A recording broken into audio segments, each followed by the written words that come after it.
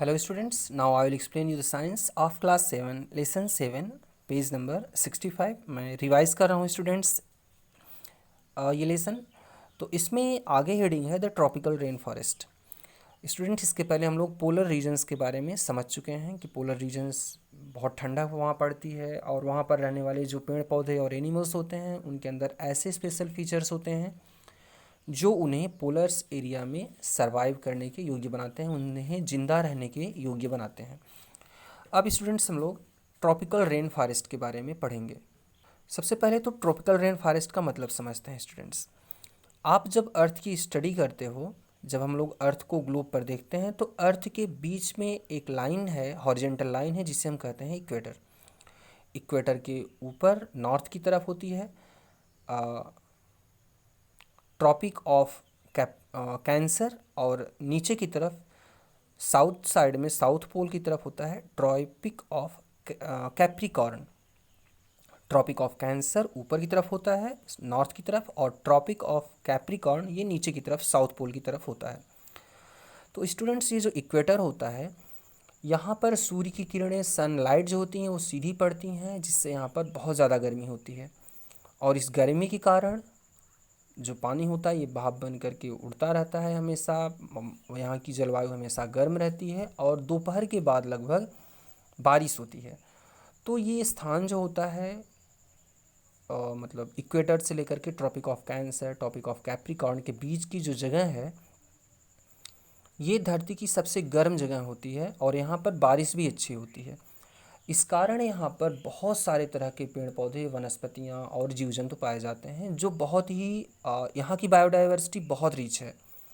और स्टूडेंट्स अभी तक हर तरह की प्लांट और एनिमल की स्पीसीज़ जो ट्रॉपिकल रेन फॉरेस्ट में पाए जाते हैं, इसको अभी तक खोजा भी नहीं गया है।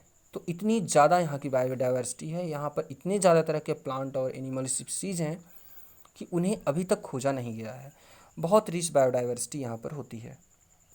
और यहाँ पर जो पेड़ पौधे और एनिमल्स पाए जाते हैं, अब उनके अंदर भी बहुत सारे स्पेशल फीचर्स ऐसे होते हैं जो वहाँ के प्लांट और एनिमल को इस टिपिकल कंडीशन में भी सरवाइव करने के योग्य बनाते हैं, उन्हें यहाँ पर रहने के योग्य बनाते हैं। अब हम ऐसे कुछ प्लांट और एनिमल्स के बारे में पढ़ेंगे और समझेंगे। अब स्टूडेंट्स हम लोग पेज नंबर 66 पर हैं। इसमें देखिए रेड आइड फ्रॉग, या जितने भी फ्रॉग होते हैं जो ट्रॉपिकल रेन फॉरेस्ट में पाए जाते हैं, आप देखिए कि वो बहुत स्पेशल होते हैं। ऐसे फ्रॉग जो पेड़ों के ऊपर, पत्तियों के ऊपर रहते हैं, वो ग्रीन कलर में होते हैं। जो घास फूस में रहते हैं उनका कलर ग्रे कलर होता है। इनका जो पिछला पैर होता है वो जेड के आकार का होता है, जिसे ये उछलने में यूज़ करते हैं, एक जगह से दूसरी जगह जाने में यूज़ करते हैं।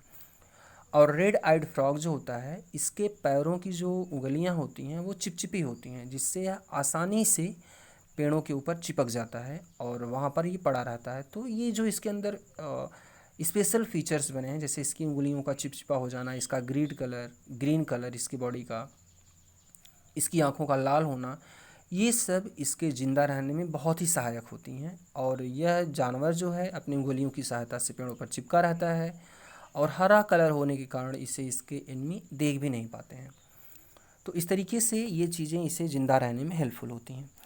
अगला है students a new word monkey. ये जो मंकीज़ होते हैं जो पेड़ों के ऊपर ज़्यादातर अपना समय बिता देते हैं, इनका पेड़ों पर रहने के योग्य इनके हाथ पैर और इनके पूंछ का स्ट्रक्चर इस तरह से हो जाता है कि ये पेड़ों पर अपने आप को आसानी से अपना पूरा जीवन लगभग पेड़ के ही ऊपर गुजार देते हैं, बहुत ही कम समय के लिए। जब इन्हें बहुत ज़रूरत पड़ती है या जब इन्हें प्यास लगती है तभी ये नीचे आते हैं। अगली एक बर्ड का एग्जांपल दिया गया स्टूडेंट्स, जैसे टूकन है। तो टूकन काफ़ी बड़ी पक्षी होती है और अगर यह किसी कमज़ोर डाल पर बैठेगी तो डाल टूट जाती है, और इसे फल खाना है स्टूडेंट्स। तो ये इसकी जो चोंच होती है, इसकी जो बीक होती है, काफ़ी बड़ी होती है, और यह किसी मोटी डाल पर बैठ कर के भी अपने लंबे चोंच की सहायता से, लंबी बीक की सहायता से यह फलों को तोड़ करके खा लेती है।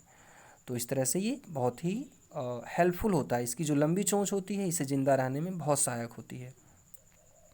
अब स्टूडेंट्स आप हाथी का एग्जाम्पल देख लो। हाथी भी दिया गया है आपके टेक्स्ट बुक में।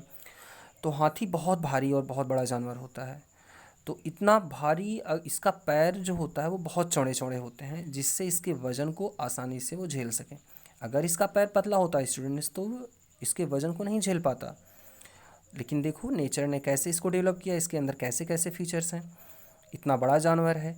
अच्छा, ये धरती, इसकी जो नाक होती है लंबी होकर के ट्रंक सूंड में परिवर्तित हो जाती है, और इसकी सूंघने की क्षमता बहुत बढ़ जाती है, और अपने ट्रंक सूंड की सहायता से यह ऊपर से पेड़ की कितने भी ऊपर पत्तियां या फल लगे होते हैं उसको तोड़ के खा लेती है। और इसके 2 दांत बाहर की तरफ निकले होते हैं, जिसे हम हाथी दांत कहते हैं। इन हाथी दांत की सहायता से यह हाथी पेड़ की छालों को निकाल लेता है। तो अगर मान लो पेड़ की पत्तियां सूख गई हैं और इससे भोजन नहीं मिल रहा है, तो ये पेड़ की छाल को निकाल करके भी खा करके ज़िंदा रह सकती है। तो इस तरीके से ये फीचर्स ऐसे होते हैं, जो ट्रॉपिकल रेन फॉरेस्ट में जो जीव रहते हैं उनके अंदर कुछ ना कुछ ऐसे स्पेशल फीचर्स होते हैं जो उनके ज़िंदा रहने में सहायक होते हैं। स्टूडेंट्स, अब अगली बार हम आपका एक्सरसाइज सॉल्व करेंगे। Thank you.